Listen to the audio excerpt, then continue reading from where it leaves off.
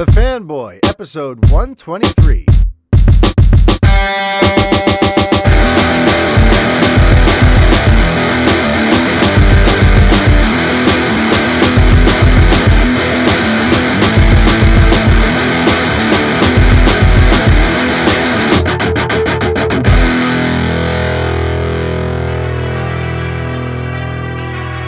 Hi everybody, Mario-Francisco Robles, MFR here with you, and this is episode 123 of the Fanboy Podcast. How's everybody doing out there? I got to start things off with a quick mea culpa, a quick apology. I'm sorry that I was not able to deliver an episode last week. Just a quick peek behind the curtain.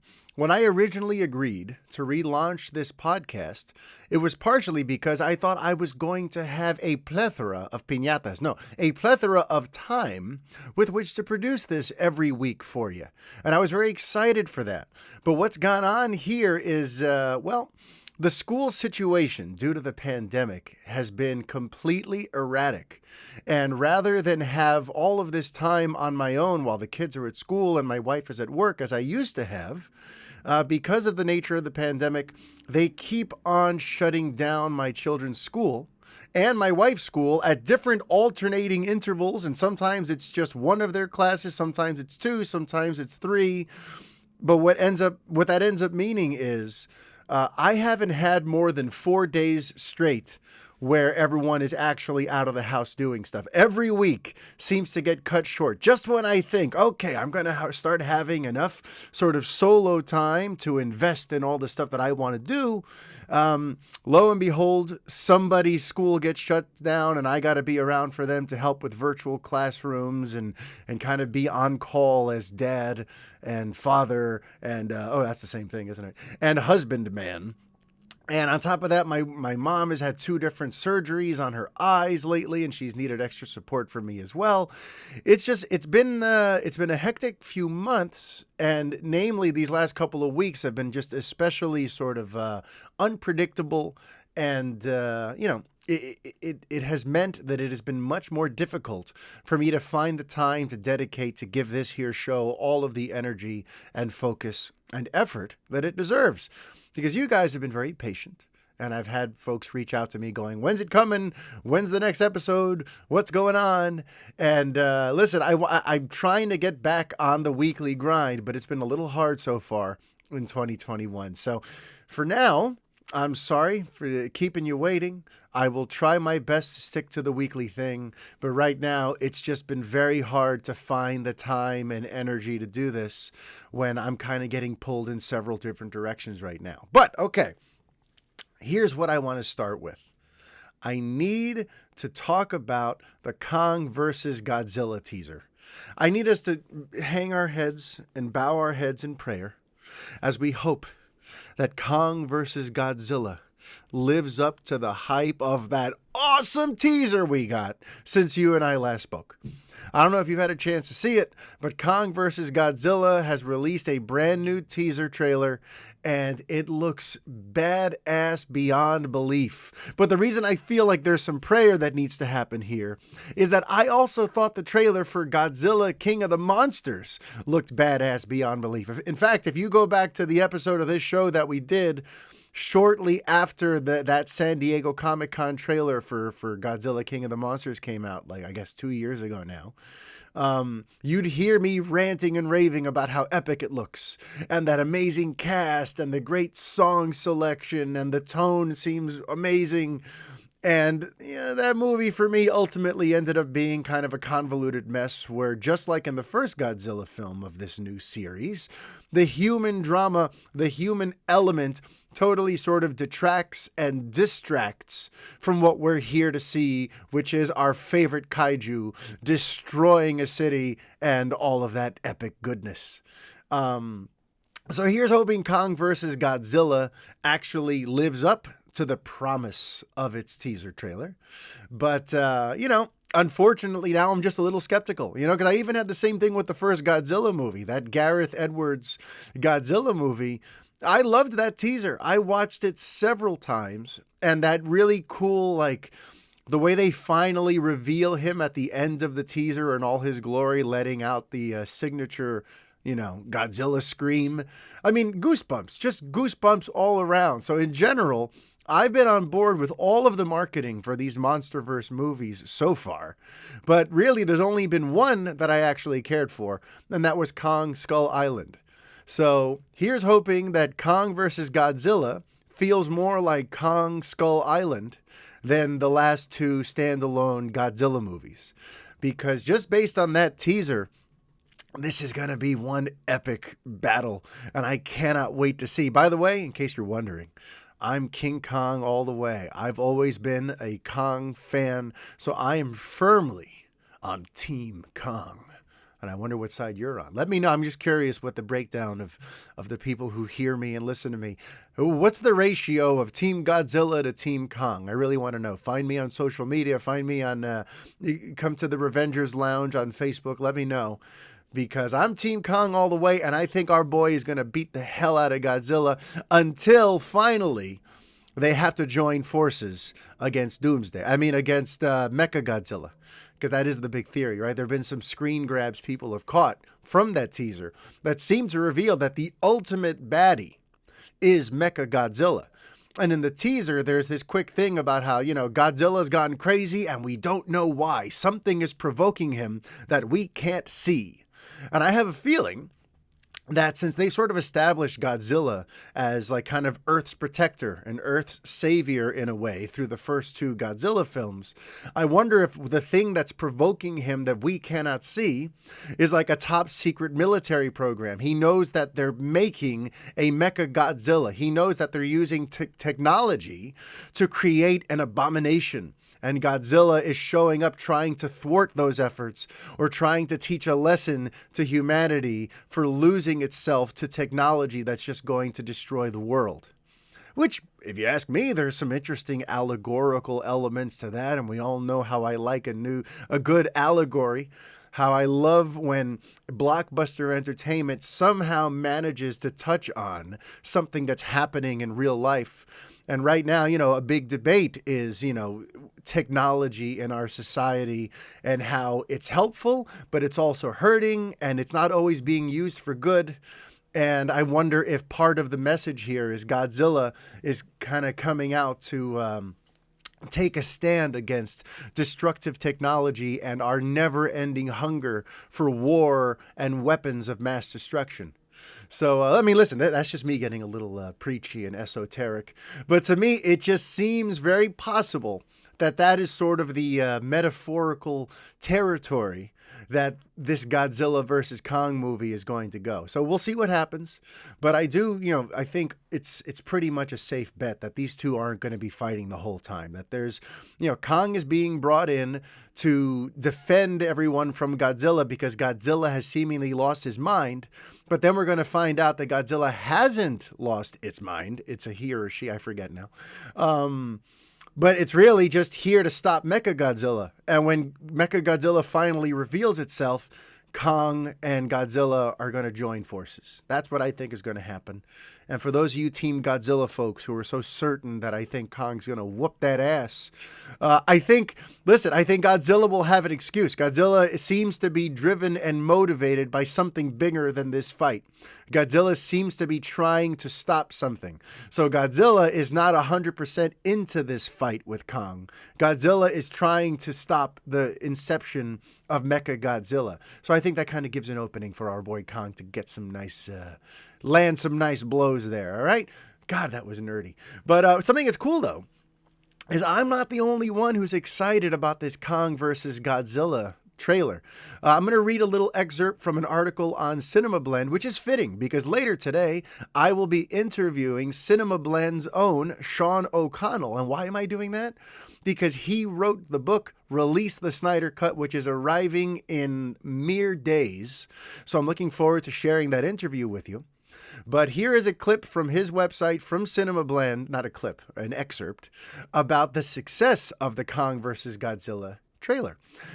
They say that within 24 hours of the trailer drop, Godzilla vs. Kong racked up 15.8 million views on the Warner Brothers YouTube channel, along with an additional 9.8 million on the legendary Warner Brothers UK official Godzilla vs. Kong and HBO Max Twitter accounts.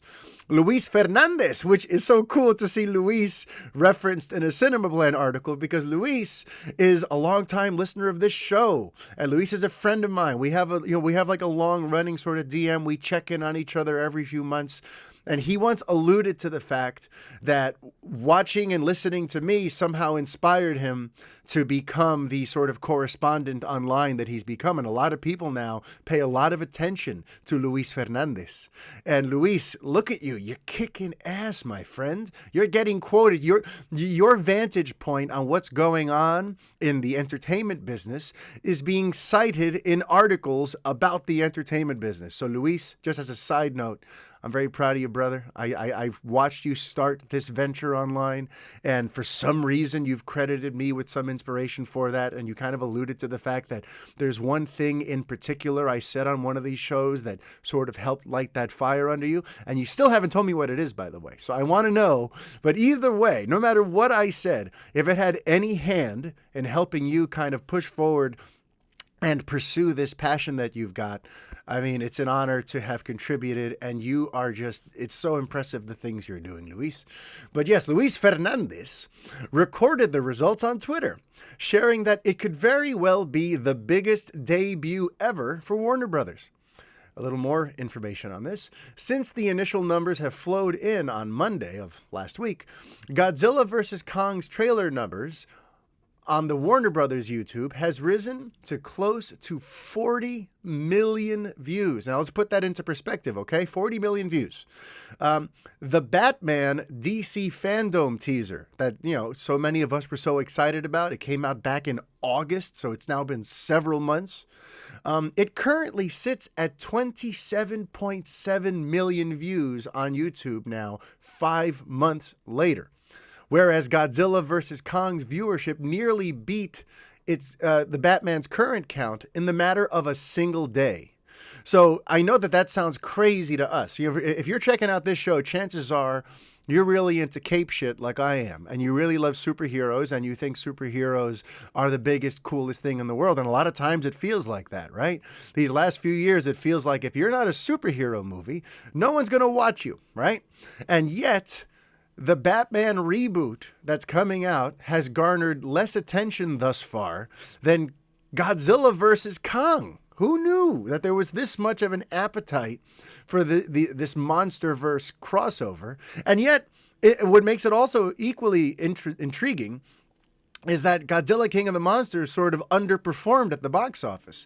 It was kind of one of those things where, similar to Aquaman, which was that if they had just been a little more patient and not started production on Godzilla vs. Kong so early, who knows if that movie would have even been made based on how Godzilla King of the Monsters did. And the comparison with Aquaman is Justice League, that had they not already had Aquaman in the can, if they would have just gone based on how Justice League performed, chances are they might have just scrapped the Aquaman concept. And Godzilla King of the Monsters was another sort of big disappointment. So this Godzilla vs. Kong movie, we're sort of lucky it's coming at all. We're lucky that Warner Brothers stacked the production so close to one another that it was kind of too late to cancel this epic fight based on how Godzilla King of the Monsters did. So it's just interesting to think that there's all of this buzz around this, and I really hope it lives up to it.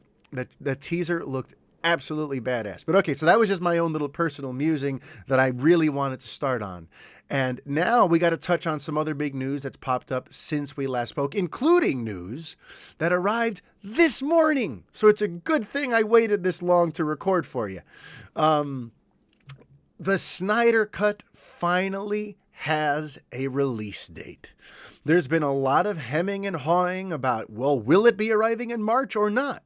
Because all of a sudden, everyone was thinking it was going to be March 26th. Why is that? Because that would be the 5th anniversary of the release of Batman vs. Superman: Dawn of Justice. And it would seem sort of fitting to kind of have this film come out on a major Snyder anniversary. So, a lot of people were expecting that. But then when that Godzilla versus Kong teaser came out, that had the March 26th release date, which began a whole uproar online as people started wondering, did this replace Justice League? What's going on? Why are they suddenly, why are they announcing all these release dates while Zack Snyder's Justice League continues to be relatively ignored by HBO Max's promotional wing?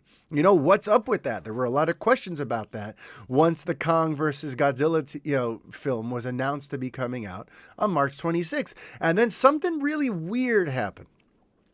Within a week, within a matter of days of releasing this attention-grabbing teaser that announces March 26th, they said, well, actually, it's going to be March 31st. We're going to delay it a week. We're going to give it a week in theaters before it arrives on HBO Max, and it'll be coming out on March 31st. So now this once again opened up March 26th for will this be when Justice League comes out? As it turns out, it's not. The new release date is March 18th, 2021. And of course, to me, that just seems a little odd. Like if you're only off by 1 week, so why not just give it that next Friday night bow, that March 25th or 26th, whatever that is? That is the anniversary weekend of BVS. Why not try to seize that? I mean, this whole thing is a love letter to Snyder's fans and to everyone who campaigned so hard for the release of this movie. So it just seems a little odd to do it a week early when the week of is wide open. But, whatever the case, it's probably good news, right? Because it means that, the Snyder Cut will have about 2 weeks without any direct competition on HBO Max to compete for eyeballs. So that's pretty good. And honestly, I think it's going to need it, because another bit of news that's come out since we last spoke is that it is not going to be a miniseries after all. After some teasing, after some quotes from THR about how executives were really into Snyder's pitch that included cliffhangers and a much more episodic structure, and wanting to turn this into a 4 or 6 part miniseries event. After all those quotes and after all the time I spent thinking about how that's actually a great way to have this thing build up some buzz and attract some casual viewers who maybe weren't absolutely keen on what Zack Snyder was cooking, but would at least watch the first episode and then decide if they want to stick around for further installments. I was very excited for that plan, but we're back to it being one long movie. And when I say long, I mean it. We're looking at a 4-hour picture here. And, my feelings on that are that it's a little bit, it's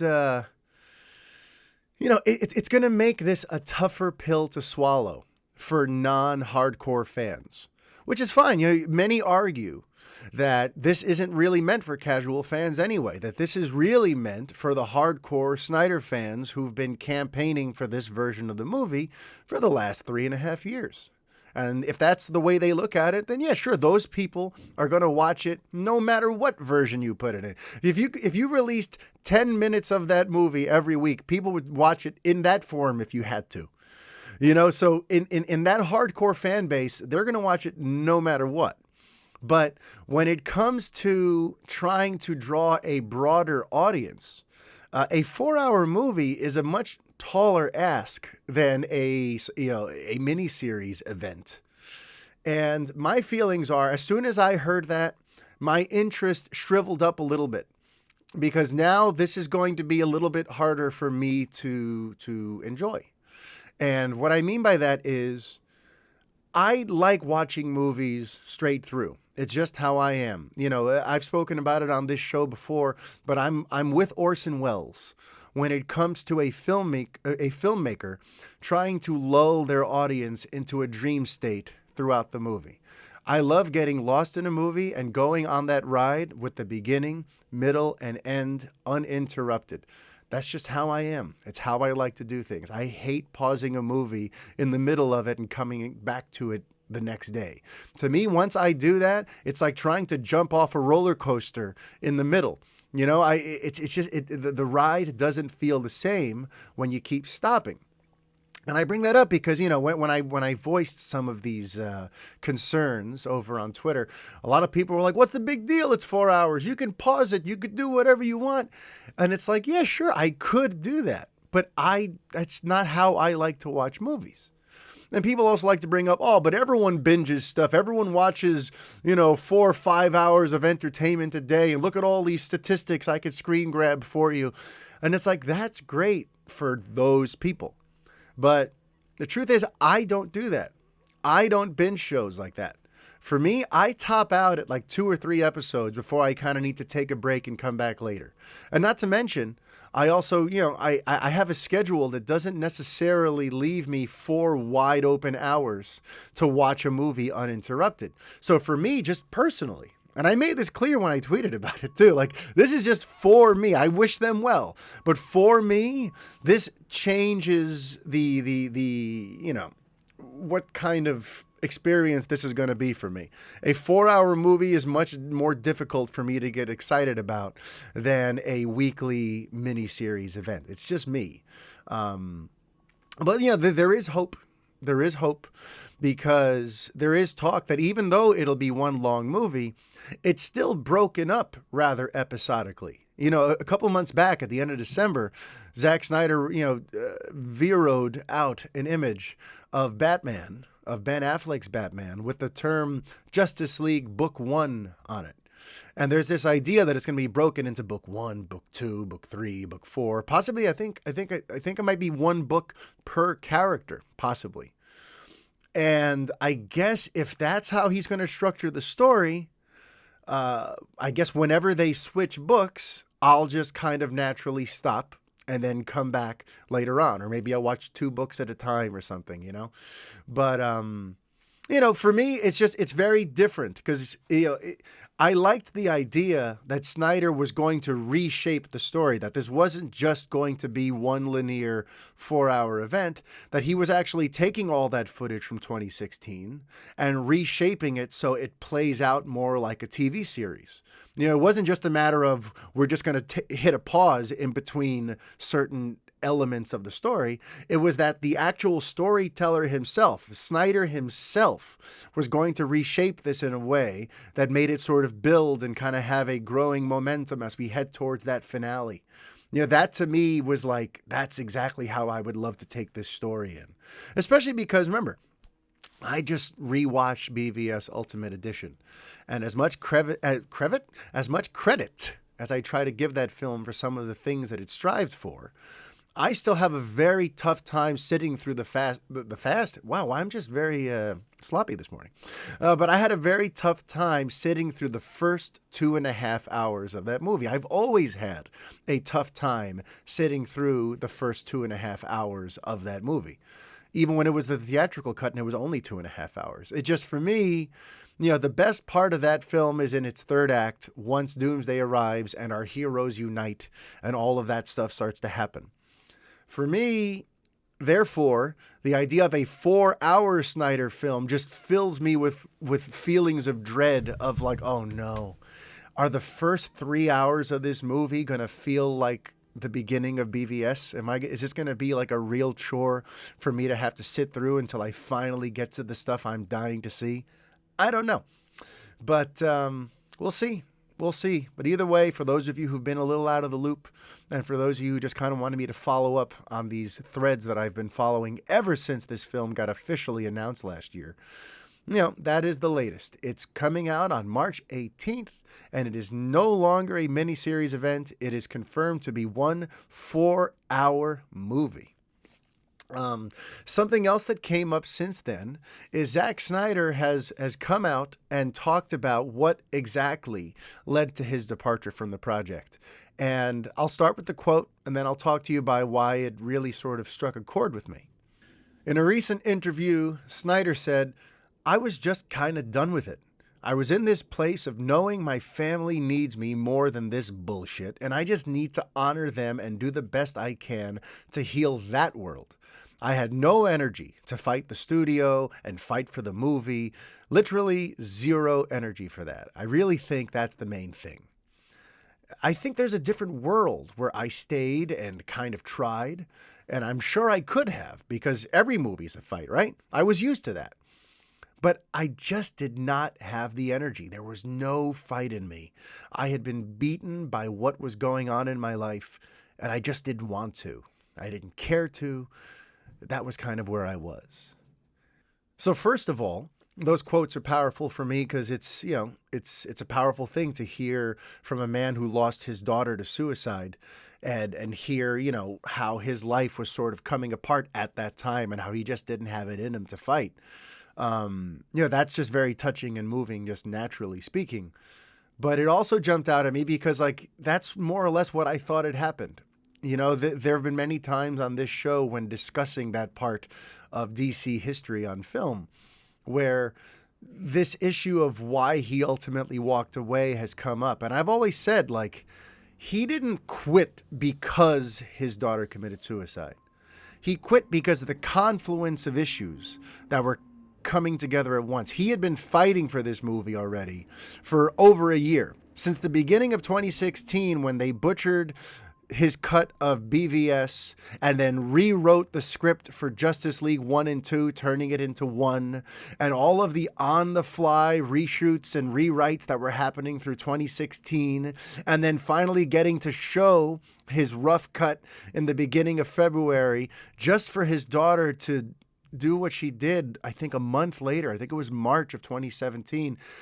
He'd already been through the ringer on this project, fighting tooth and nail for his vision, while having to compromise and say goodbye to elements that had meant so much to him over time. That, sure, he could have stayed on. He had the option, kind of like he said in this quote. He could have stayed on and tried, but honestly, with the death of his daughter, the fight was just pulled out from him. And, that's more or less what I always thought was the case. I always figured it was the confluence of that fight.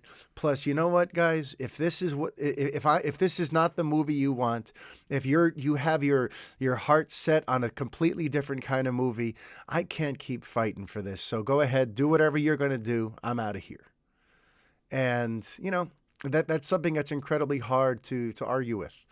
And, I know that there was a little bit of debate because some folks still don't buy that reasoning. There are folks who are still convinced that he was basically shown the door or fired or forced out way before that. And listen, I've definitely heard information that corresponds with that essentially throughout a lot of the 2016 shoot, heading into the 2017 reveal of the rough cut, the studio had more or less sort of already by then barged in and trampled all over whatever he was doing, to the point where he was, they practically gave him no choice. And in a way, he was only the director in name by that point. It's real ugly stuff. But regardless of whether or not he was forced out by the studio and essentially fired, or if he walked away because his heart was not in it, what a terrible situation that was. And how wonderfully poetic is it going to be to finally get to see his version and, finally put some closure on such an ugly chapter in this whole saga. So I'm looking forward to that. And, my heart goes out to Snyder. I cannot imagine what it was like to be in that situation where your artistic life, which has already been under siege for over a year, and your personal life collide in such tragic ways where you just decide, I got to just step away from this, And I always knew that it was specifically Justice League that he wanted to step away from. Remember, I was always pointing out that clearly he still had it in him to keep directing and producing content, because he made that iPhone movie within 2 months of leaving Justice League. So, again, this coming out just confirms things I've been saying for a while, which were all just hunches, really. But, I think we now have some real clarity on what happened with Snyder in the beginning part of 2017 that saw him just finally go, this Justice League thing is just not for me anymore. I don't have it in me to fight this fight. One other cool thing is that we got a brand new synopsis for the film. Along with the release date this morning, we got a brand new, slightly reworked synopsis that I would like to read for you before I move on to the next topic. So the new synopsis is, in Zack Snyder's Justice League, determined to ensure Superman's ultimate sacrifice was not in vain, Bruce Wayne aligns forces with Diana Prince with plans to recruit a team of metahumans to protect the world from an approaching threat of catastrophic proportions. The task proves more difficult than Bruce imagined, as each of the recruits must face the demons of their own pasts to transcend that which has held them back, allowing them to come together, finally forming an unprecedented League of Heroes. Now united, Batman, Wonder Woman, Aquaman, Cyborg, and The Flash may be too late to save the planet from Steppenwolf, Desaad, and Darkseid and their dreadful intention. So look, that sounds like a badass team-up movie. It sounds like a Justice League movie that a fan could have come up with many years ago in a fever dream. And for me, reading that synopsis is honestly bittersweet, because once again, we know that this is a monumental event. If you're a DC fan and you love these characters, any type of thing that's going to bring your Justice League together to fight against a common evil is a big deal. And reading this quote and you're reading this synopsis, it's bittersweet, because once again, here we are, we're getting the team together. But rather than this being like the beginning of a whole new chapter in DC on film, where now we have this Justice League present as a centerpiece of DC on film, and we're going to see the continued adventures of each of these heroes, and we're going to eventually see them fight other forces. Instead of that, once again, we're just looking at a film that's kind of one and done, just like the theatrical cut was. So this is going to be two different times where we get a Justice League movie that seems to imply that there's more to come, and none of what's to come is going to actually come. It's crazy. This whole situation, I've used this word a lot over the years, but it's just unprecedented. It's unprecedented that the theatrical cut of Justice League presented us with an alternate plan at the end that involved the Legion of Doom. And again, and we had Bruce Wayne talking about the Hall of Justice and how we need to leave room at the table for more chairs, for more people to join the Justice League. That theatrical cut ends in a way that basically says, this is just the beginning. The Justice League is now here and there's more stories to come. And we know that none of that ended up happening. And now I feel like, once again, with Zack Snyder's Justice League, barring it somehow being some runaway overnight success, we're unlikely to see a continuation of this. I'm not going to go ahead and do the whole cul-de-sac thing, the road that leads to nowhere. But honestly, making it a 4-hour movie rather than a buzzworthy, momentum-building, prestigious mini-series event on HBO, they're more or less ensuring that this is a one and done. So that's going to be something that's going to just interfere with some of my enjoyment of watching this movie, because, again, it's going to feel like a setup for stuff that's not coming. But what can you do? At least we know that the Snyder Cut is coming. It's coming March 18th. We know what it's going to be about, and we know we're going to get to enjoy it over on HBO Max. And what else we know is that, internationally speaking, you're going to get to see it too, because there's been a lot of stuff about that. There have been a lot of questions in recent months from international fans who were like, it's great to see all these announcements on Twitter, but how are we going to see this movie? We don't have HBO Max yet. And the good news is, it looks like the film is going to be available via traditional HBO means in certain international markets.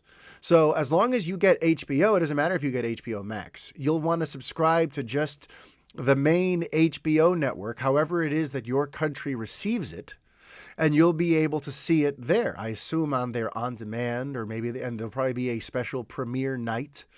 But yes, folks, if you don't have HBO Max, fret not.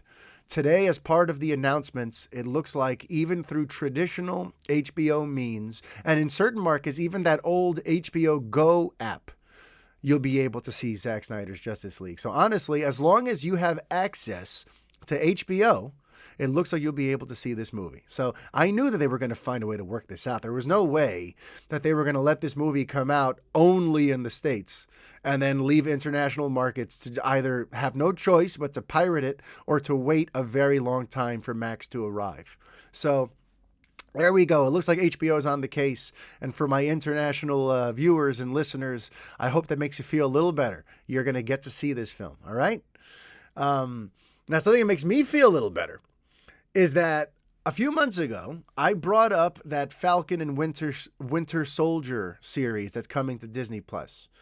And without knowing any real information on what the series was going to be, I brought up the fact that I'm intrigued by it because it could very well tackle some of the same thematic territory as a good Superman series would do.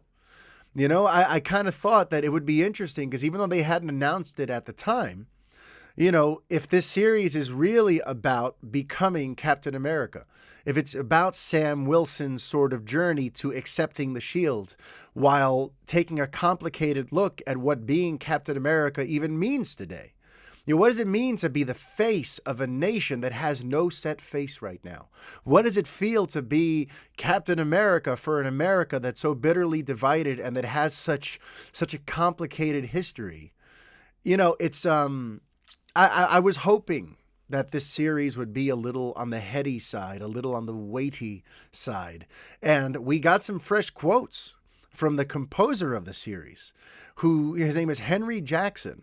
And he appeared on a podcast and had some things to say about the show. And I want to read you what he had to say because it basically confirmed my dream come true for what this series could be. So Jackson said, because of the slightly different format of having 6 hourly episodes, that's more real estate. So there's a bit more opportunity to go down the road into psychological drama and explore backstories because you've got more space to do that in. And in this particular series, there's the very much untrivial and serious issue, particularly now more than ever, about what it means to hold that shield and what kind of a person should ultimately be holding that shield, and with the history of this country and how African Americans would feel about being a Captain America or not.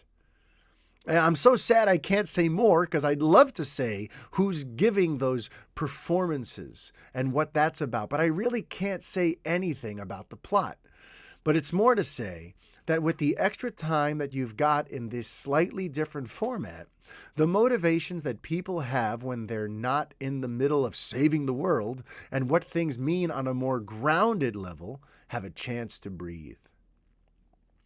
So, listen, that all sounds right up my alley. It sounds like this has the potential to be exactly the kind of show I was hoping it would be, where it's going to have the action and the spectacle and the cool sort of chemistry of Falcon and Winter Soldier, which we got a taste of in Civil War. And I'm very intrigued to see what Steve Rogers' two best buds do now that they're on their own and they've got this shield and we know that Falcon's been selected to be the new Captain America. Yeah, this sounds like a potentially very interesting show. And I'm very sort of pumped to hear that, like, my sort of unorthodox, hard-hitting take on what this series can be, it sounds like they actually are broaching some of that. So I'm pretty excited. Especially when he's bringing up stuff like psychological drama and weird political history in this country. You know, once again, I'm the guy who loves allegories. I love when things are poetic stand-ins for other things. That I live for that. And, you know, it sounds like Falcon and the Winter Soldier is going to be exactly that. So bring it on. Yeah, and when it comes to that same sort of idea of using these heroes for the greater good, and to create messages of positivity that could transcend all of the, you know, the special effects and good guys fighting bad guys and the very sort of simplistic nature of these stories. I got to talk about Wonder Woman 84 again, because while I still haven't had a chance to do that second viewing, there are some quotes from Patty Jenkins that, you know, I love these quotes and I love what her intentions were for this movie. And it's a shame that I ultimately didn't enjoy the film as much as I probably could have, had it not been for maybe another draft or two of the script to refine some of these great, big, bold ideas. But let me read to you what Patty recently said, or Miss Jenkins, I should say. I don't know her like that. What Miss Jenkins recently said about what she was going for with Wonder Woman 84. We wanted to talk about something quite a bit more serious than we did with the first film, which is about the crisis facing our world. How do you use a superhero to inspire and reach the people of tomorrow, the kids of tomorrow, and the younger people of the world to save our world? I mean, if we're not doing that with our superhero films, what are we doing? But because it was a more serious subject, I wanted it to be a more enjoyable visually ride. And so I loved the idea of the 80s. It countered the seriousness of our message with something fun and delightful. We were celebrating excess, wealth and power and money for no reason, having it all just because we wanted it, not because we'd earned it, not because of hard work, not because of any of these other things. And of course, I grew up watching the Linda Carter TV show, so it felt like such a wonderful home for Wonder Woman. Oh man, such awesome themes and high-minded concepts she was going for here. Things that she wanted to tackle about culture and society that I love. I wish she would have nailed it. Hearing that she felt that way, hearing what she was going for, really just makes me feel like I wish the movie accomplished that in the way that she was hoping. And I know for many of you it did, but for me, that third act kind of undid a lot of the goodwill that I had for the first portions of that movie. Because to me, it just got real silly. And honestly, it's a little weird for me to see her almost sort of down-talking the seriousness of the first film. Because to me, the first film also tackled some really heady themes, but it did it in a way that was much more clearly defined. And I don't like the idea of her kind of belittling, saying that she wanted something more serious than this. Because to me, what I love about the third act is that I think the themes are crystal clear. What she's trying to say with these characters, what she's striving for in these closing moments of Wonder Woman, I thought was absolutely jaw-droppingly powerful stuff. To me, it was all about good, evil, and love. When I say that is, Steve Trevor symbolized the best of humanity. Ares symbolized the worst in humanity. And I know that sounds a little funny because he's Ares, the god of war. But remember, by this point in the story, he wasn't flexing his muscles as some god, some Mephistophelian god who's been, creating wars. At this point, Ares, Daniel Thulis's version of Ares was really just more about nudging people in the right direction and encouraging humanity's darker sides to sort of take up arms against itself. So Trevor was the best of humanity, Ares symbolized the worst that humanity can be, and Diana symbolized love itself, and how love is the only thing that could conquer hate and truly end war. Inspired by Trevor's insane sacrifice, she decides, I could go ugly and I could try to fight fire with fire and fight your hate with the hate I feel over my sadness. Or I could use Stephen's sacrifice and how he did this happily and willingly for the good of mankind.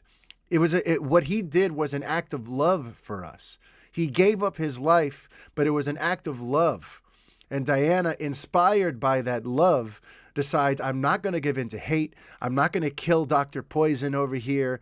I'm going to eradicate you, Ares. And it just, to me, the themes of what Wonder Woman, the first film, was trying to tell us were so beautiful and poetic and grand in a way, and yet simple. It's just simple, because it's true. Only love can conquer hate. Only unity can stop war. Only all of us seeing each other as friends and allies which we really are, and we really can be at the end of the day, only that's going to stop war. So, I thought the first Wonder Woman took some rather large themes and presented them in a way where, yeah, you could enjoy just the blockbuster element of watching heroes and villains beat the crap out of each other. But if you look a little deeper about what these forces are fighting for, they're fighting for us, and they're fighting to tell us something beautiful about what it's going to take to get us through dark times. And it's not more hate and more division. It's love. So I thought she nailed that in the first Wonder Woman. It sounded like she had similarly lofty goals for Wonder Woman 84, but I don't think she quite stuck the landing. Something else that I hope does stick the landing, though, is Superman and Lois, because something else that's happened since we last spoke is that we got a new teaser. We got a new teaser for Superman and Lois, which is arriving at the end of February over on the CW. And yeah, to me, I was kind of blown away, honestly, because aside from the new suit, this thing looks and feels a lot more like Man of Steel. The tone was remarkably Man of Steel-ish. Even the visual sort of color palette and the sort of just like the way the story is being presented looks more like Man of Steel, which I like. Remember, of all of the little quibbles I had with Man of Steel, the tone was never a problem I had. I like my stories with some real depth of emotion to them. I like when there's some heft and seriousness. I like when it's not all just powder, bright colors and by golly gee willikers, Superman saving cats out of trees. And this looks like a much more humanistic approach to talking about what it means to be Superman today. And specifically, too, like the latest teaser looks like it's going to tackle something that really hits close to home for me. And I feel like any father or husband out there could relate to this. But one of the other things in the latest teaser that comes out is Clark's concern that he's a bad father. And I feel like, they don't show all this because it has to be a TV series and everything's going to play out over time. But I think what we're getting at is he's always elsewhere because he's freaking Superman. He's all over the world saving people all the time. So he's not at home to be there for the day-to-day of raising his sons and being part of a two-parent system with Lois. And so his sons have resentment towards him. And they don't, they want their dad, and their dad's never around. And it looks like he's going to have to reveal to them his secret so that they could understand why he's not always around. But to me, the fact that they want to tackle stuff like that hits very close to home. Because for me, there was a period there, we're going on almost 6 years ago now, where things in my household almost went completely up in flames. And a big part of that was because I'd become so focused on my outside of the home exploits, focusing on building business and closing deals and making money for the future and, saving for a house and trying to build up what I was working on for my DJ career, that I really wasn't home very often. I was constantly taking appointments and doing stuff where I was out of the house every night of the week. And then Friday, Saturday, Sunday, I was out DJing events. So I was basically like hardly ever home. And that put a lot of strain on what was going on at home. And it put a lot of distance between my wife and I, because she almost felt like a single mother, and here I am feeling I'm doing the right thing. I'm building up, I'm building up my business and I'm going to be able to provide all this stuff for my family for years and years to come. And I'm feeling great, only to find out that no, we need you. Part of being in a family isn't just making sure the finances are there or making sure that the bills are always paid. It's also just being around and being with us. And it looks like Superman's going to have to deal with some of that too. So I'm just very, to me, it's very sort of refreshing that this Superman and Lois show isn't just aiming to be like a creature of the week type deal where it's just every week we're going to see him fight some other superpowered bad guy, It seems like it's going to tackle issues of the heart and issues of family and issues of what it means to be a good dad and be a symbol of hope in this continuously murky world that we're finding ourselves in these days. So it looks like it's actually going for that, and it's not going to be some sort of lightweight CW Arrowverse show. It's going to be a superhero show that has something to say. And I mean, listen, if you're going to give me a superhero show with something to say and it's about Superman, I'm going to be your fan forever. Not to mention, too, you know, the fact that this is only going to be about half the length of your average Arrowverse series makes such a difference. Because that means that whatever the budget on this series is, rather than having to stretch it out for 22 episodes or so, which is why the CW shows often look like they have such crappy CG and it looks like, you know, a bunch of kids playing in their backyard and doing their best to make it look like superhero spectacle. Part of that is because they have to stretch out that entire budget across 22 or 24 episodes. This one's only going to be 13. So whatever that budget is, it's damn well ensuring that every single one of those episodes looks as good as it can, and it's going to be on a whole other visual level than what we've seen so far at the Arrowverse.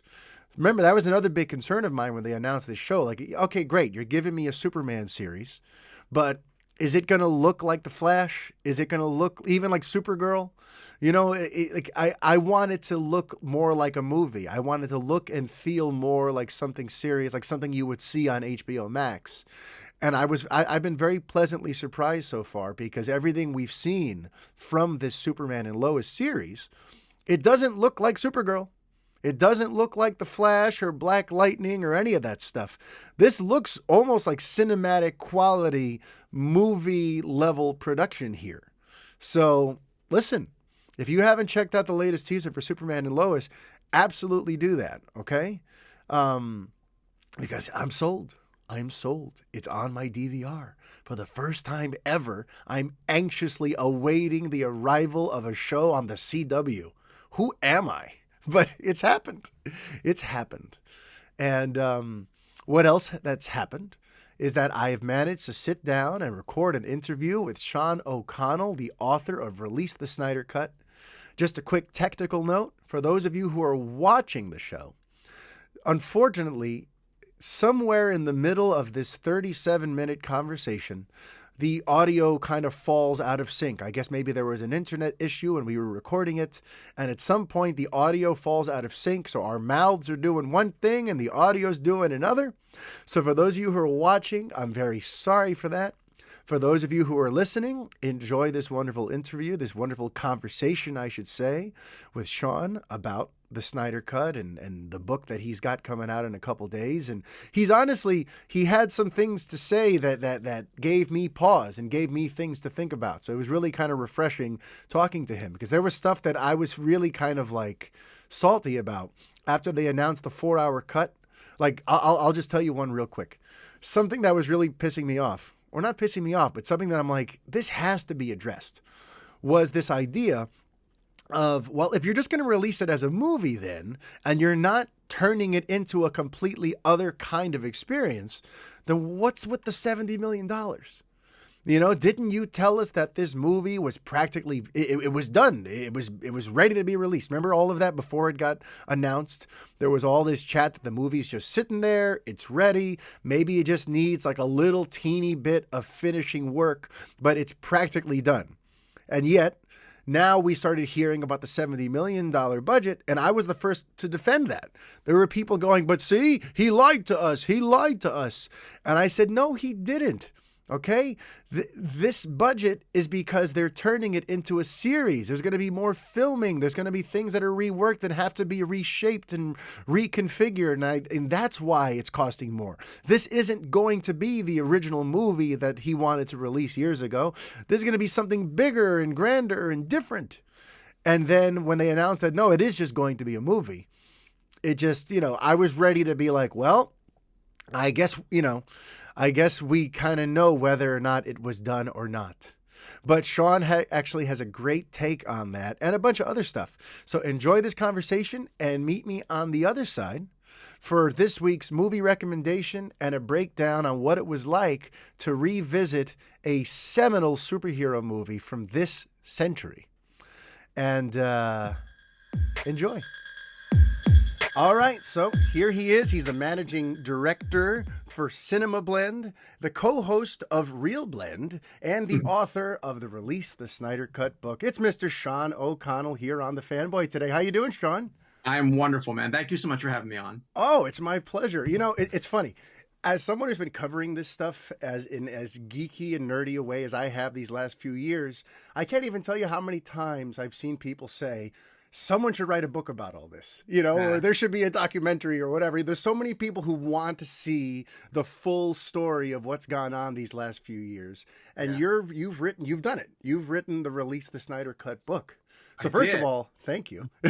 Yeah, and it's funny because for the longest time, I was trying to get Zack to contribute to the book. Mm-hmm. I really wanted, not his blessing per se, but I always felt like if he didn't weigh in, mm-hmm. that the book wouldn't meet its full merit. And when I was told for a long time, I ended up getting him eventually, which is phenomenal. That was, a huge crossing the finish line moment for me. But when I wasn't getting him, when I was being told by his people that he wasn't able to talk, I always in the back of my mind kind of thought oh, he's probably doing something himself. I'm sure he's putting together some type of documentary or something that would explain from his point of view everything that happened. And he still may. I would be the first one in line to watch whatever he put together for it. So, but you ultimately you got him to chime in. I did only after he announced the cut on May 20th. Okay. He announced the release coming to HBO Max on May 20th. Yeah. He and I spoke on June 3rd.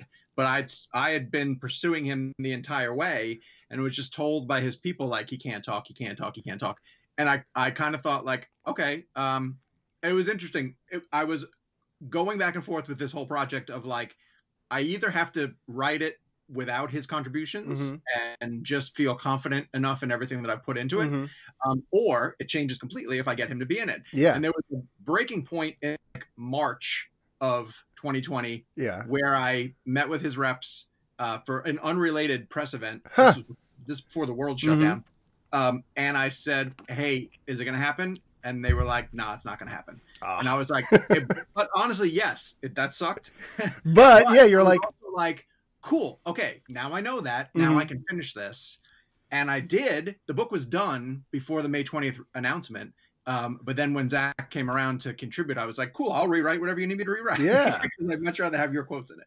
And that's actually, it just hit me that you began working on this before we knew it was actually going to come out, right? Oh yeah. Months before.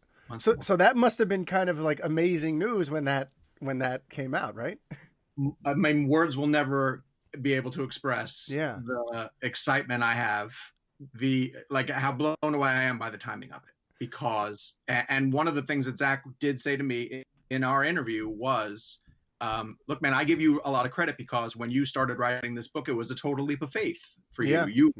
You didn't know if this, he said he didn't, right up until we got really close to the announcement, he thought it would still be years before it ever got released because of whatever feedback he was getting from the studio side and just, how difficult it, to me, and maybe we're getting way ahead of ourselves, but to me, the introduction of the streaming service of HBO Max and the freedom to just put something on HBO Max gave everybody involved an avenue to explore. Because I still say, if Zack was having to rely on the theatrical model to get it out, things are so behind now because of the COVID delays and big production schedules being pushed back, that if Zack had to try to find a window to get this into a theater and into someone's rotation, that would be nearly impossible. I mean, you'd be talking years from now before it even had a chance to see the light of day. Yeah, no, it is pretty amazing how the stars aligned for this, and it took an unfortunately historic event like the pandemic too, but all these different things sort of converged into one with HBO Max arriving, with streaming suddenly becoming the most important thing, with Hollywood getting shut down, lots of different things happened that suddenly made people look at the Snyder Cut and go, you know what, we should make this, we should release this, we should do this, Absolutely. And again, Zack had to have some version of the film ready to go. Yeah. Yes, he's needed $70 million to do it. I'm going to ask you about that. Yeah, I want your take on that. But I think it was close enough, that it would have been ready to go in some format. Yeah. Well, actually, since you brought it up, I am just intrigued by that because there has been a little conversation about like before it got announced as official, he was saying it's basically finished and ready to go. And there was a lot of people who were very hardcore with that mindset that it's just sitting there and it's done and all they have to do is release it or maybe just a couple of tiny tweaks. Right. But then we hear $20 million, then we hear $30 million, then we hear $70 million. So I guess I'm just curious, like, where do you land on that? How do you like? Why do you think the budget ended up going so high? Was it that it was not as complete as perhaps he was saying? Maybe he was just being a good showman? Or do you think it's like they added some new stuff that perhaps wasn't there in the original form? Yeah, it's a great question. And I think what it is just that the conversation about what format it was going to come out in was ongoing. Yeah. For the longest time, the movement circled the idea of 214 minutes. Yeah. A 214-minute run. Now, so let's do this in pieces. Let's do it. There was the idea that we were going to get a 214-minute run. A cut. Now we know we're going to get a 4-hour cut. Yeah. Right. So maybe what Zack meant all the times he was saying it's ready to go is that if HBO Max had said, hey, we'll drop your 214-minute cut right now, let's go. Oh, yeah. That's interesting. He would have dropped that. That's a very good point. Yeah. The conversation said, hey, what if we gave you the ability to do the full 4 hours? What would you need for that? And then he said, well, I've shot a lot of stuff, but it's not ready. Yeah. I've got a couple of things I would have put in if given the freedom to do the full 4 hours. But then they said, okay, we're willing to invest in that because right now we need original content that's going to lure subscribers over to our side. So why not? If we're going to do this. Yeah, no, that's a really good point. I didn't even think about that. The difference between the 214-minute cut and the 4-hour cut, that is a sizable difference. And it works in conjunction with the recent quotes from him about how he revealed that he actually shot like alternate versions of scenes. And he shot a lot of his original version on top of the compromised version that he also shot along the way. Well, and think about this as well, too. In 2016, when he was filming all of this and preparing for a 2017 release, in his mind, he still thought he was on board for a 5-film arc. Yeah. So how do we know that there were things that he wasn't shooting because in his mind he thought, I'm going to get this while I'm here, right? Yeah. While I've got these actors, while I'm in this set, while I've got this stuff, like I'm thinking stuff like the nightmare sequence, that he could have said to himself, this could fit in Justice League Part 1. Maybe it's going to fit in Justice League Part 2, but at least I have it. So there's these are some of the questions that if I ever get him back around again, I want to ask, like, you know, did you have stuff that you were reserving? Because he was thinking long term, and then all of this changed. I know. That doesn't mean he doesn't have all this stuff still waiting there for a place to go. But now the future is uncertain. He doesn't know where it's going to go. So he's saying, forget it. I'm just going to put it all into this. Yeah, just lay it all in there. Go for broke. Everything but the kitchen sink. We're going for it, right? Why not? It's interesting you bring all that up because that's something I've discussed here on the show a bunch too. Like as soon as they announced it, I started pondering like, okay, so he gets to make it and release it. But like which version of it is it going to be? Because there was the original version back when it was going to be a 2-part story. Right. Then there was the version where it was somehow condensed down to 1. There was the version that he shot that had like Jeff Johns and John Berg and all those people in 2016 basically like rewriting it on the fly. Right. And then there was the version in 2017 that Joss Whedon came and and he added all his stuff. So it's like there's so many different forms of this story, and I'm like, what version is he going to get to call the Snyder Cut? Did he get to film his original? Is it going to have compromised, John's scenes in it? And I feel like it's all gotten clearer as time has gone on, but I think it is fascinating. Like he had such a wealth of potential avenues to explore because of all the different versions of the script and things he got to shoot, right? Absolutely. And there's no film that doesn't go through some level of compromise. Of course. This one probably had more so than most anticipated. Yeah. And I've never seen the behind the scenes scrutinized this way. I mean, this entire production has lived under a microscope for 3.5 years. Oh, yeah. So in a way, I hate that the film cannot live up to whatever bar is being set. But and I want fans to sort of temper their expectations. and just embrace it. Like, be really happy that you're getting to see the version. Yeah. Because I had a conversation with a friend of mine at Cinema Blend who is not a Snyder fan, and he would often say, like, man, the best thing that could ever happen to that movie is that no one ever sees it, because the mythology of it is so much bigger than what the film could ever be. Oh yeah, I get that. Yeah, that an unseen version of it is always going to be in your mind, better than what you get. Yeah, but I still think it's going to be amazing to watch. I think so too. I think, more than anything, what I'm looking forward to is just, let's see what all the fuss was about. Yeah. I want to see his unbridled vision and what it was about this film. Like, I mean, this is sounding a little cynical too, but there's a little part of me that's like, what was it about this that made the studio do the insane things that it did? You know what I mean? Like, there's a part of me that's just like, what was it? Like, so a part of me wants to watch it with that question in mind too. Right. Because to me, it makes so little sense, Sean. And I was just ranting about this on the last episode, where like the studio signed off on all of this stuff in like 2014, 2015. And then they seem to like immediately get cold feet before the even first movie came out.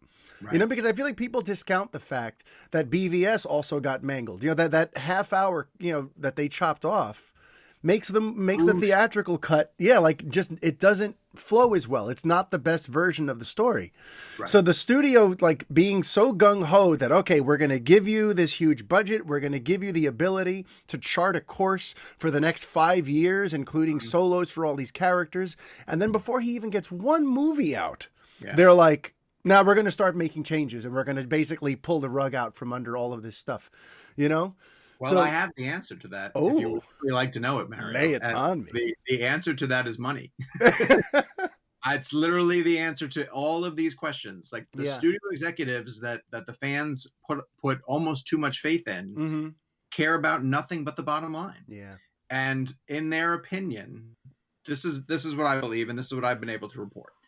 In their opinion, Batman versus Superman should have been $1 billion movie. Like, they were watching Marvel across the street at that time, drop $1 billion movies, like, crumbs coming off of their table kind of thing. Yeah. And Marvel, to their credit, had taken the time to build up to that. And DC and Warner Brothers specifically wanted it now. They were like, give me what they have over there. It's a financial competition. Yeah. And they panicked. They had cold feet. That's the only way to describe it. They panicked and they got cold feet, and they transitioned off of Zack's vision. And I don't think, in hindsight, they calculated as much of a mess as it was going to create. Yeah. I think they thought they'd be able to shift gears pretty seamlessly with some ripples, Yeah.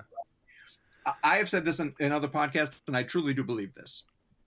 Whatever movie was coming out at that time that they decided to shift gears was going to get mangled in the process. Now, it happened in Justice League, but it might have been, even if it was Patty Jenkins' Wonder Woman, or even if it was Shazam, or whatever was due to come out, the studio at that moment decided, like, no, we got to shift gears. We got to go more family, not family friendly, but audience friendly. We've got to go a little bit more lighthearted. Yeah, like more broad, 4-quadrant type of film. Yeah. And it just so happens that the movie that got caught in the crosshairs was Zack's Justice League. And so, and I think because the idea of a Justice League movie was so important to DC fans, this is the first time you're seeing these characters together for the first time. This is monumental. It should be monumental, and they deserve a better version than what they got. Yeah. You can go back and some sort of Monday morning quarterback this to death. But if the movie that got mangled was Aquaman or Shazam, I don't know if people would be as outraged, It's the fact that it was the Justice League movie that feels like more of an insult on top of injury. It's funny you say that. It does feel personal. It feels like an insult for like lifelong DC fans who grew up on these characters and in some way, shape, or form have been waiting for this big eventful team up movie to happen. And they're seeing Marvel have so much success with the Avengers and all the stuff they're working on there. For Justice League to ultimately go through what it did and then have a movie that's comes out, opens up to like $93 million and is like instantly forgotten and has a Superman with a fuzzy face. Like, the whole thing feels like an insult. It feels like a slap in the face. And more than anything, because I don't even necessarily hate the theatrical cut. I think it's perfectly enjoyable, fine, bland, Sure. you know, toothless entertainment, but it's there. It's fine. It's not a hateable movie for me, Okay. but to me, the biggest, but for me, like the biggest sin is that it's forgettable. That's the main thing. A Justice League movie, the very first ever of its kind. This should be a monumental and at least memorable event. To me, that was just vanilla and bland. But you hated it, huh? Well, I hated it. Yeah, I hated it because I felt like I cared more about it than the studio did, and that shouldn't be the case. Yeah, the studio should care as much. The studio who's getting behind a Justice League movie should want that Justice League movie to be as iconic and memorable as you say. Yeah. Like you're meeting the expectations of a fan base who you're asking to buy into your universe. Yeah. That's what you give them. Like it was almost like disdain.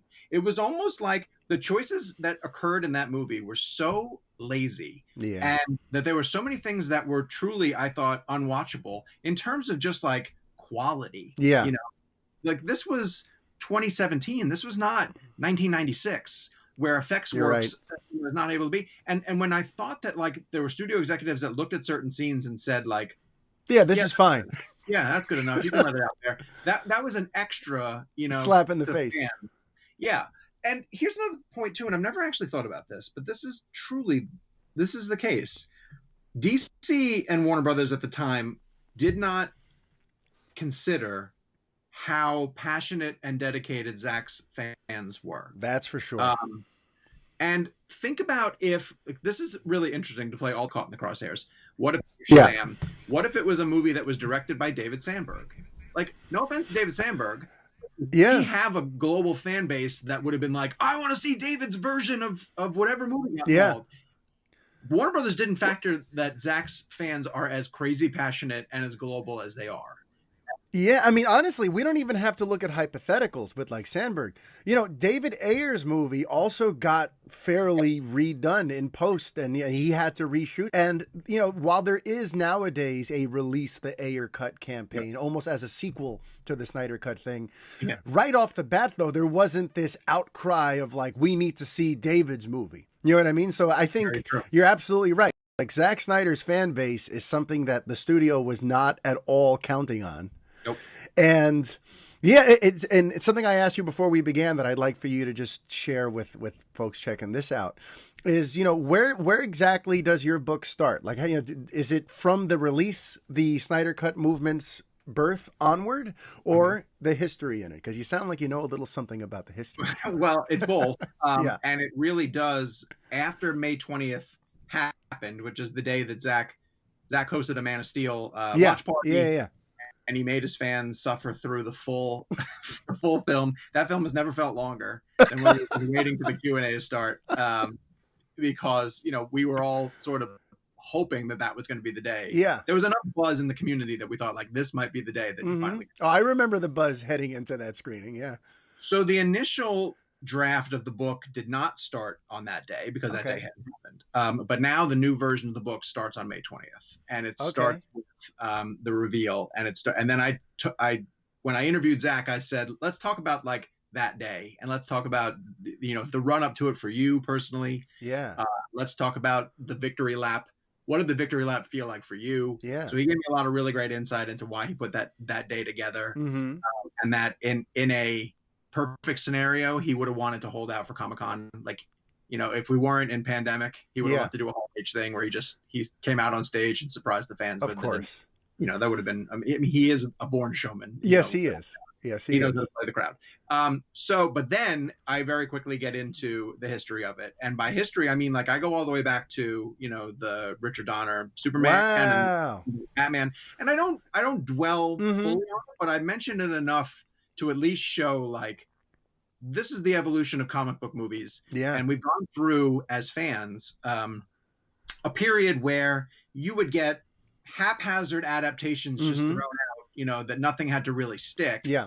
If you found a version that worked, like a Tim Burton Batman, you might get a sequel and they would develop it, you know, sort of spill over. But there was never this focus before Marvel started doing it of building an interconnected universe. Yeah. Like even Batman movies, you could replace Batman. You know, you could jump from Michael Keaton to Val Kilmer and nobody batted an eye. Yeah. Ha, batted, get like, it. Ha. Sorry.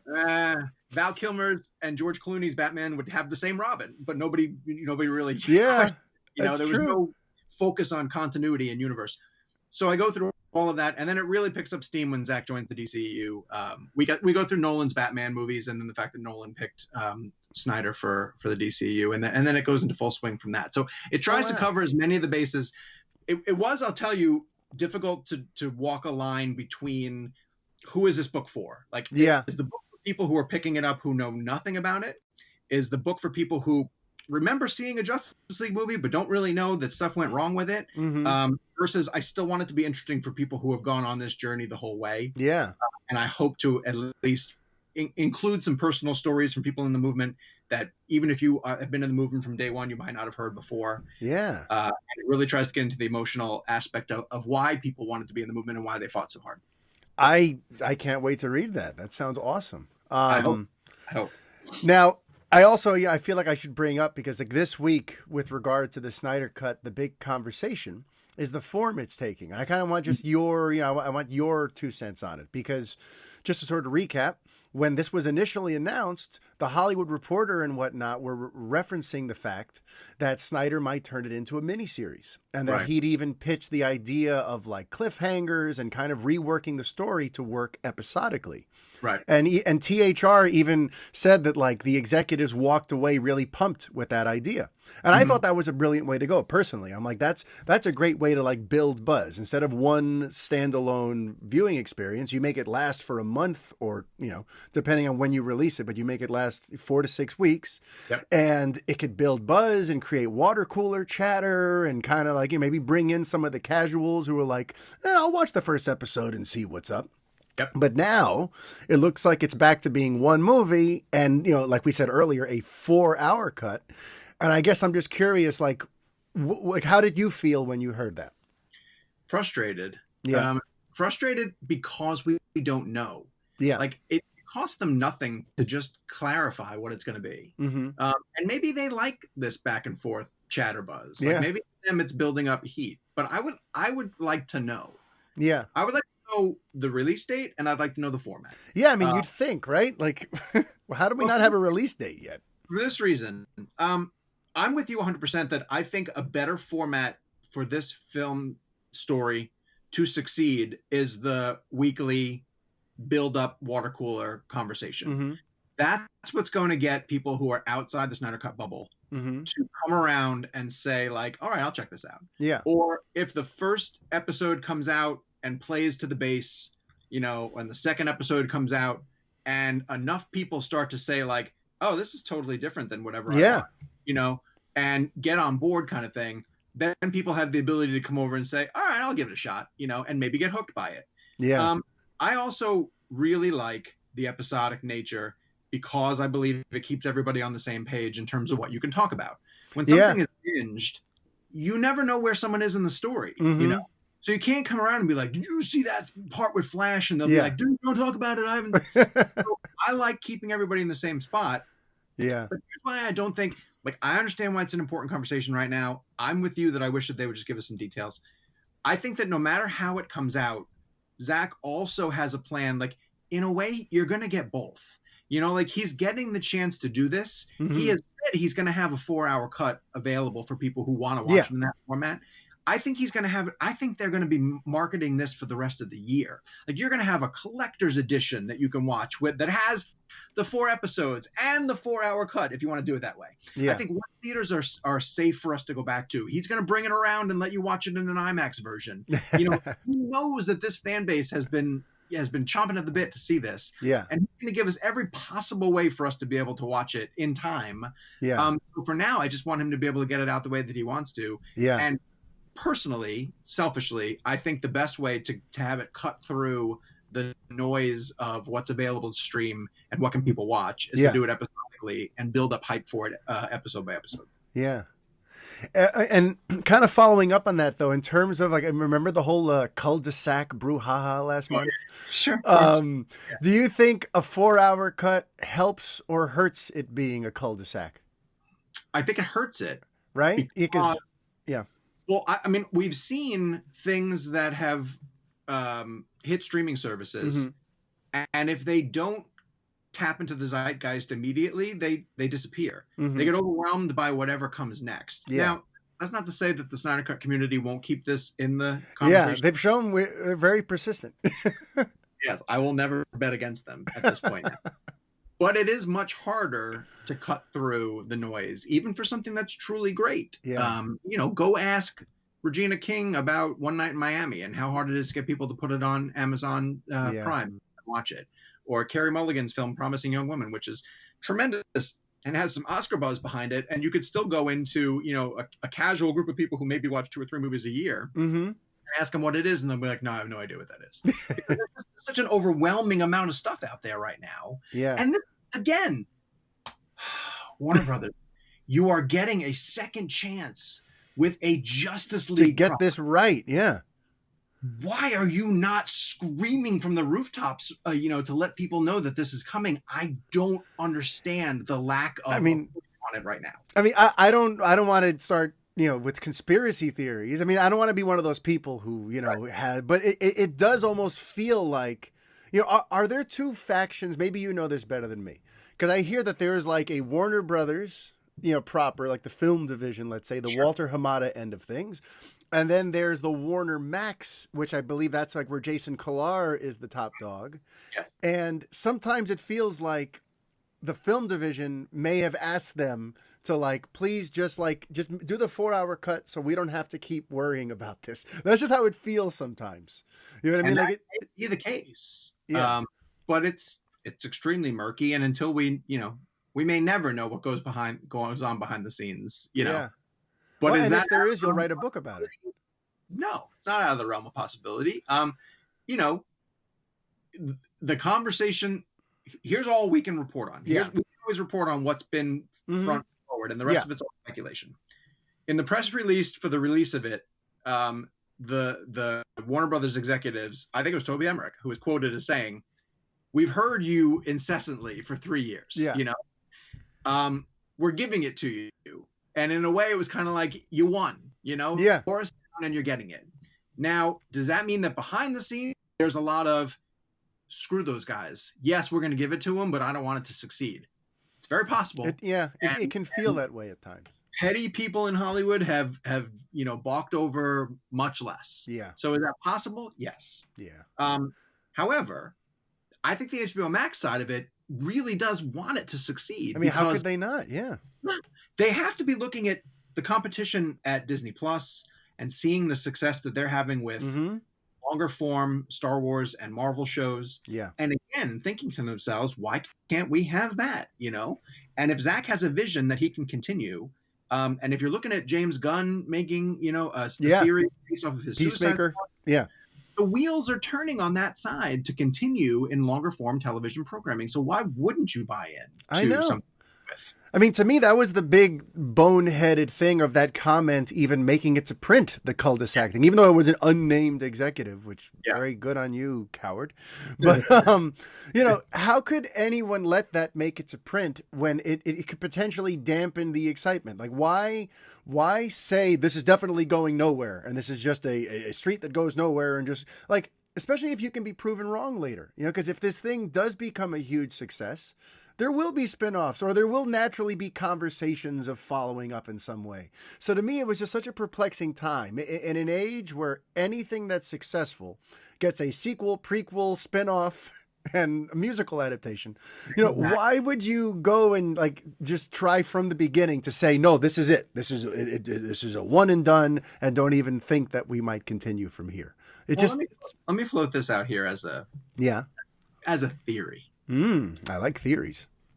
Maybe that was just the author of that piece, you think, with an axe to grind against Zack and Zack's fan base, Yeah.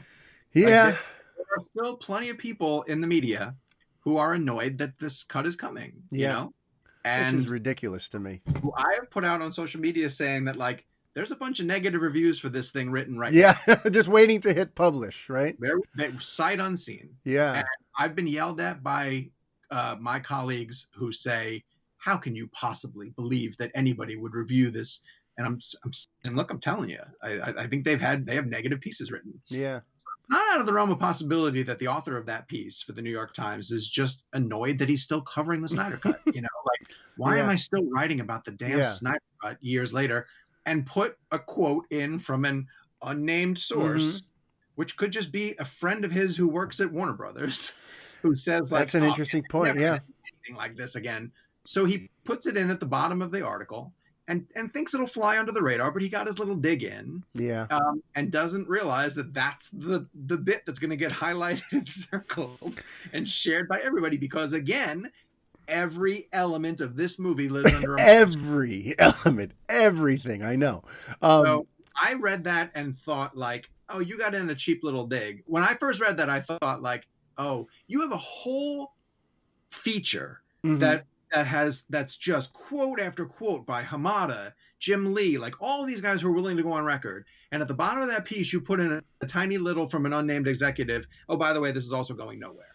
And I thought, like, what a cheap little shot you put in there. Absolutely. And you won't cite, who said it to you when you just cited everybody else above you, which is fine. Yeah, that's the prerogative of that reporter. Yeah. But it was funny to see Kevin Smith a couple of days later, like his reaction was my reaction, which was just like, why would you even say that? Before it even came out? Why would you even say that? Like, that's stupid to even cut yourself off at the knees. And I don't believe, honestly, that Warner Brothers or Warner Max feel that way. You know, like, I don't think that they are that stupid. Because as you say, everything gets a prequel or a sequel or a musical spinoff. If it makes money for them, they're going to keep it. Like you said earlier, it's all about dollars and cents. If this thing spikes business, they're going to naturally want more, But look, I know I've only got you for a couple more minutes, and I want to end on a happier note. When it comes to the Snyder Cut, I'm just curious for you, of the things that got cut or mangled or reworked, what are you most excited to see kind of brought back into the movie, brought back into the experience? Is there anything? What? Two things. I want to see Flash properly used. I love Flash. I think Flash has so much potential. Yeah. I think Flash was extremely watered down in the theatrical cut, used for comic relief in the worst possible ways. I hated the decision to make him a coward, who was afraid to go into battle. And I can't wait to see him under Zack's guidance. Nice. I want to see more of his backstory. I want to see more of that filled out. Yeah. Also, everything with Superman. Yeah. Because I also feel a big part of a fault of the way that Superman has been structured to date so far is that he hasn't necessarily had his chance to shine in Zack's universe yet. He spends most of Man of Steel doubting whether he should exert his powers to the fullest extent, and only really becomes Superman in the final few minutes of the movie, right? Yeah. Then he gets his sequel, but his sequel is still very much a Batman movie. It's a better Batman movie than it is a Superman movie. While I think both of them are good in it, but it also has to, at the time, that movie had to serve so many masters in terms of setting up the other members of the League and working in Wonder Woman to a certain extent, setting up Darkseid, introducing Lex. There's a lot of stuff going on in that movie. Yeah. Then you get Superman Returns in Justice League, and it's just not a good version. And I know Zack has more in store for him. I just know he does. And so I can't wait to see both how Flash and Superman are properly handled, because we've had the ability to see, Wonder Woman has shined in her sequel. Jason got to do an Aquaman movie, and Ben, I thought, got a lot of Batman versus Superman. And so I'm excited to see those two characters play out. Very much so.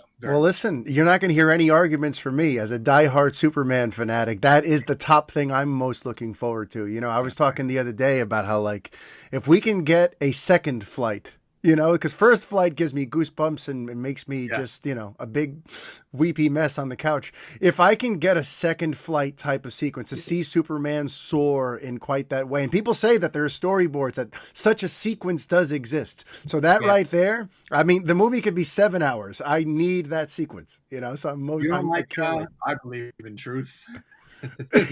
But I also believe in justice, and I also believe in scene too. I want a third Pa Kent, another Pa Kent reunion with him passing on the last bit of advice to his son. Before Clark is able to come back to the world. Here's a question for you. Someone brought this up to me on another show, and I don't have an answer for it.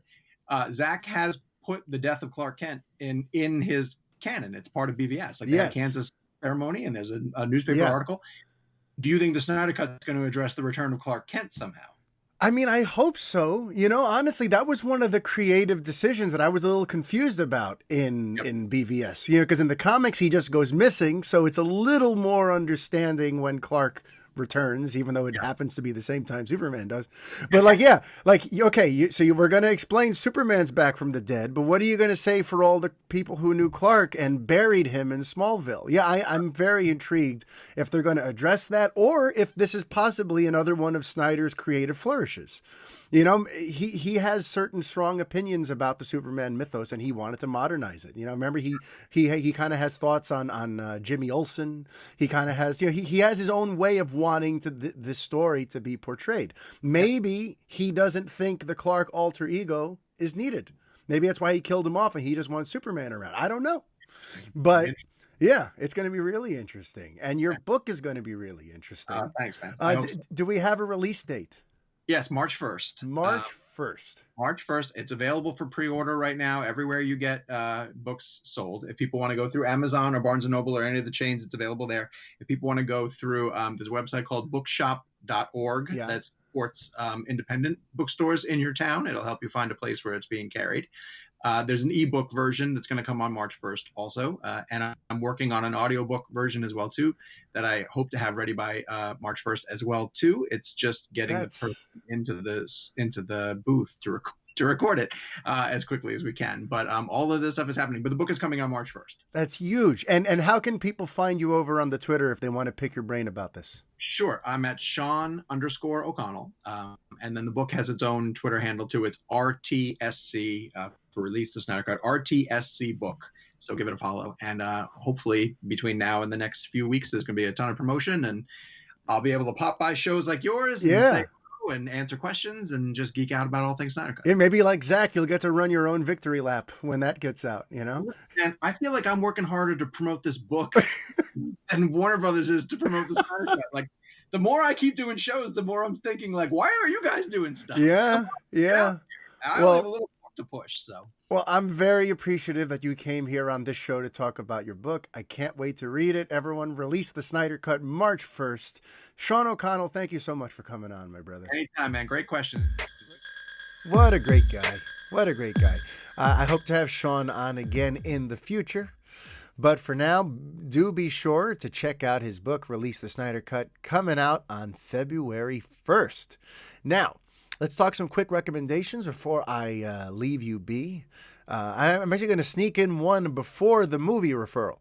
If you're looking for a TV series, you could do much worse than Ted Lasso. Ted Lasso is available over on Apple TV. If you have a chance to get maybe like a free trial of the service, it's a very easy to binge show. I watched the whole season over the course of a couple of days. Again, 2 or 3 episodes at a time, because I don't binge, hours and hours and hours anymore. But yeah, I saw the entire season in a matter of about 2 days. It's 10 half-hour episodes. And I was blown away. I didn't know what to expect. I thought Ted Lasso would just be, some funny, quirky, fish out of water story. Oh, it's a football coach who gets flown to London to coach a soccer team and hilarity ensues. I really thought that was sort of it. But what I found was a deeply satisfying and emotional story about a man going through incredible heartbreak who is trying to build up everyone around him at the same time, and showing that being a coach isn't just about coming up with plays, but by trying to encourage people to be the best versions of themselves. And it's a really sort of touching, heartwarming story in that way. And some of the stuff that he deals with, I don't want to spoil anything for those of you who haven't seen it yet, but some of the things going on in his personal life actually brought up a lot of some of the hardships that I mentioned earlier in this podcast, where 6 years ago, I was facing the very real possibility that my life as I knew it was about to change forever, and I was losing these things that had meant the world to me. And Ted Lasso's character is dealing with stuff on that scale. And the way he deals with it and the way the show develops those ideas, I mean, I couldn't believe how many times I freaking cried watching Ted Lasso, a Jason Sudeikis sports comedy. I love Jason Sudeikis, by the way. But yeah, it's a surprisingly emotional and rich experience. So if you have not yet checked out Ted Lasso, you absolutely should. But now in terms of a movie, so remember I brought up on the last show that I was thinking of bringing back movie referrals, but with a twist, in that I'm going to watch the movies first and then decide if I want to refer them still. Because I have a long list of movies from my entire life that I feel are my favorite. They define my taste. They are, or there's something about them that to me just exemplifies the magic of movie making. I have a long list of films that have meant something to me over the years.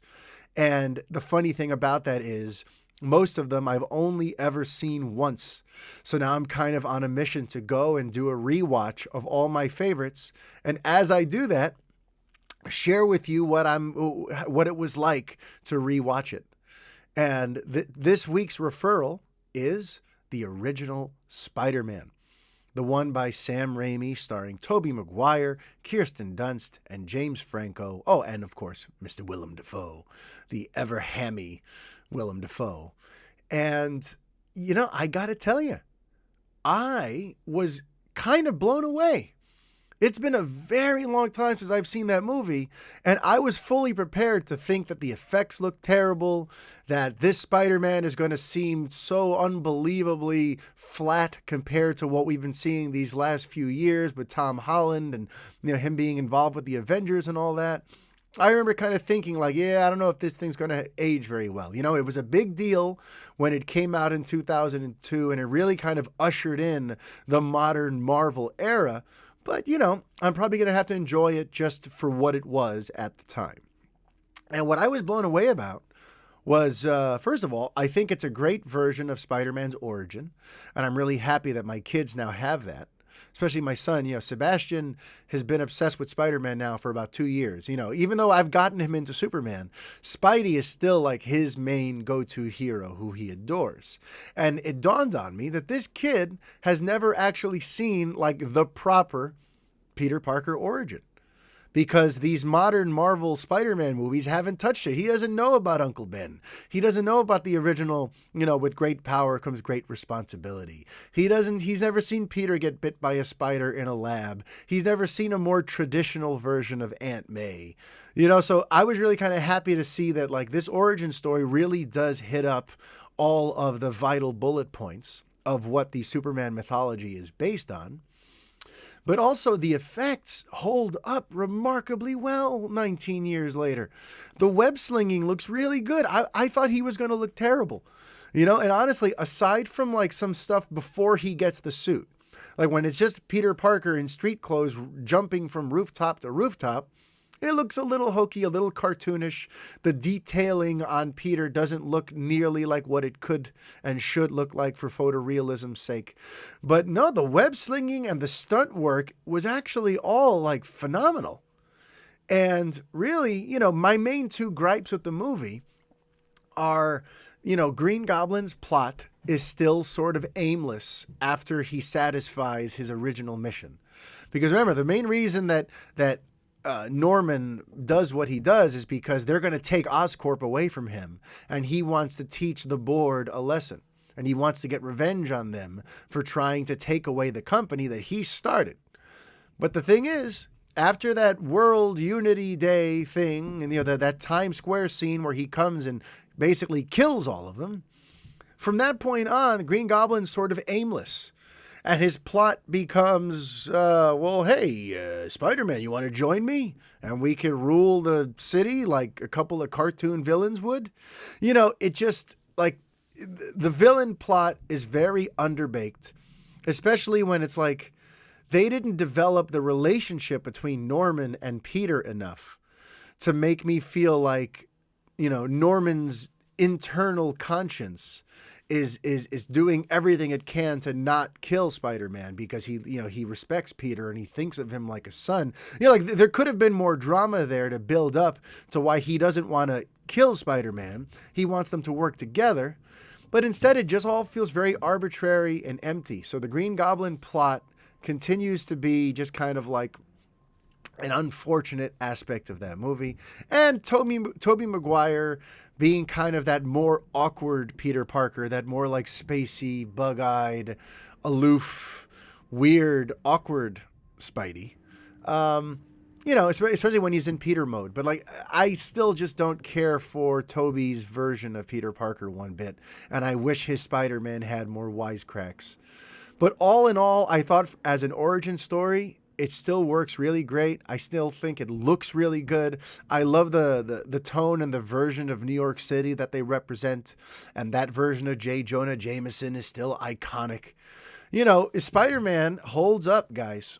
If you haven't seen Sam Raimi's original in a long time, check it out. Let me know what you think. It's not available anywhere for free, so you'll have to throw in a disc if you own one, or you'll have to plop down $4 like I did to rent it. But it absolutely holds up, and you really see like the early blueprint, especially because, Kevin Feige was an exec producer on that. And you could see how like that film sort of set the blueprint that he would try to follow once the Marvel Cinematic Universe became a thing. So it's just very interesting. And also just in terms of like film history, because this became Marvel's first big franchise. Finally, Marvel was on the map. After years and years and years of Superman and Batman and DC Comics really, being the only game in town when it came to superhero fare. We had X-Men in 2000, which did relatively well. But in 2002, Sam Raimi's Spider-Man really began this modern day superhero renaissance as we know it. And then that was actually 2 weeks ago that we saw that. Last week, we continued. We saw Spider-Man 2. And once again, real good time. It's a movie that I consider a very good movie. But for some reason, I just can't get behind that whole instant classic thing that a lot of you guys have been basically trying to convince me of for the last 17 years since that movie came out. To me, it's not an instant classic, and I don't necessarily get why there's so much love for Spider-Man 2. But listen, it's a great ride. It's a very good movie. It's better than the first Spider-Man for sure. And my kids loved it. But this whole instant classic thing with Spider-Man 2, I still feel like someone needs to explain to me what's such a big deal about this movie. But listen, that's your referral for this week. Check out Spider-Man, directed by Sam Raimi. I think you'll be pleasantly surprised at how well it holds up. I know I was. And if you're willing to check out Apple TV or take a free trial or whatever, I got lucky in that AT&T offers a free year of Apple TV with my new unlimited plan. So I'm getting HBO Max and Apple TV basically for free right now. So holla. Thank you, AT&T. Thank you, corporate mergers. But yeah, Ted Lasso would definitely be something that I think you should check out on the small screen. All right, folks. So sorry for keeping you waiting. But hopefully you enjoyed this week's episode of the Fanboy Podcast. And until next week, life is chaos. Be kind. Adios.